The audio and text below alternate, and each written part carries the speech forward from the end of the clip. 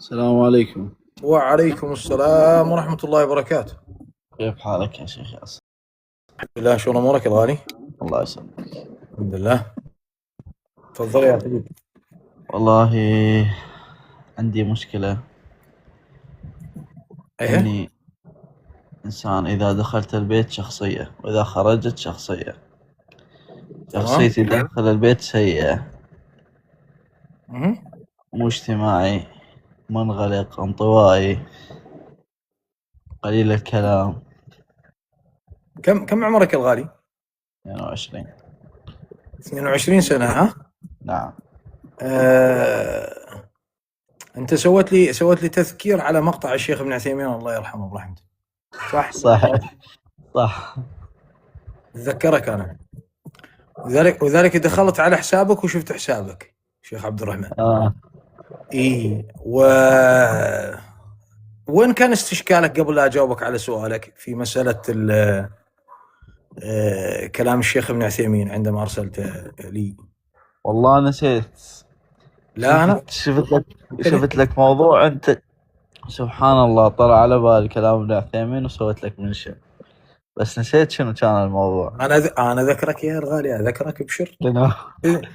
تدري ليش أنت مرات ما تذكر يا الحبيب وبعض الإخوة ما يذكرون؟ بينما أنت عمرك 22 سنة، أنا أكبر منك يعني بشو اسمه بعقدين كما يقال. الله يبارك فيك. الله يحفظك يرعاك. سبب ذلك يا الغالي أن القلق الذي يكون عند بعض الشباب يجعله لا يركز، ما يركز.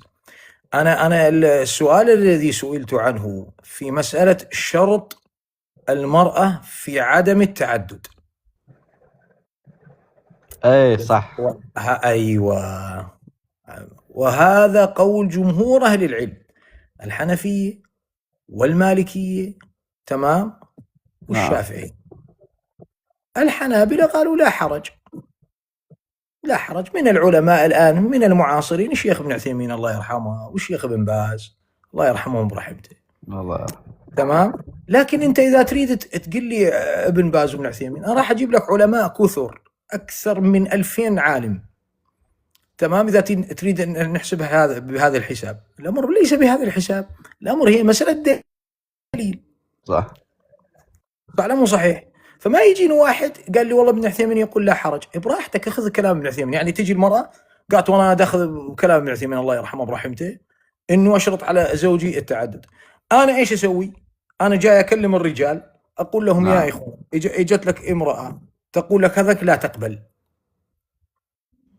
طيب اذا قال اريد اخذ قول ابن عثيمين واقبل عادي براحته. ايش يسوي له؟ انا مزوج له هو مزوج. انا اوضح، انا ما ادين لله به. وضحت الان يا الغالي؟ صحيح. جميل جدا. نرجع الى سؤالك اللي هو يكون في البيت شيء وتكون في شو اسمه نقول في الخارج شيء اخر. سبب هذا الامر التناقض اللي يصير عندك او التنافر المعرفي الذي يصير عندك بسبب انك لم تفهم نفسك ولم تفهم ما الذي تريد ولم تكن صادقا مع نفسك. بارك الله فيك. فعندما تكون صادق مع نفسك ومتسق مع نفسك داخليا وخارجيا، ايش راح يصير؟ راح تقدر تتعامل مع الناس بهذا الاتساق. وضحت يا الغالي؟ واضح. عبد الرحمن الى صورة، روح صورتين، روح 3، لكن خلينا نقول لا صورة. احيانا عبد الرحمن ما يعرف صورة عبد الرحمن الموجود بالبيت وصورة عبد الرحمن الموجود ايش خارج البيت. هذا غلط كبير جدا. عبد الرحمن داخل البيت هو عبد الرحمن خارج البيت، يتعامل مع الاهل بصدق ويتعامل مع الخارج بصدق. اما يكون صاحب وجهين هذا غلط. هذه الازدواجيه اللي تكون عندك يا الغالي دليل انا عدم مصداقيتك مع نفسك. وضحت؟ ترجع مره ثانيه، كيف تكون صادقا مع نفسك؟ وما الذي يريد عبد الرحمن وما هدف عبد الرحمن من هذه الدنيا؟ يحتاج لك شغل على نفسك ان شاء الله. والله ييسر امورك يا الغالي. الله يسلمك. جزاك الله خير. هلا بشيخ. طيب يا حمد، تعال شيخ حمد. السلام عليكم ورحمة الله وبركاته. وعليكم السلام ورحمة الله وبركاته. هلا بشيخ حمد. يا شيخ نفع بكم البلاد والعباد والمسلمين أجمعين.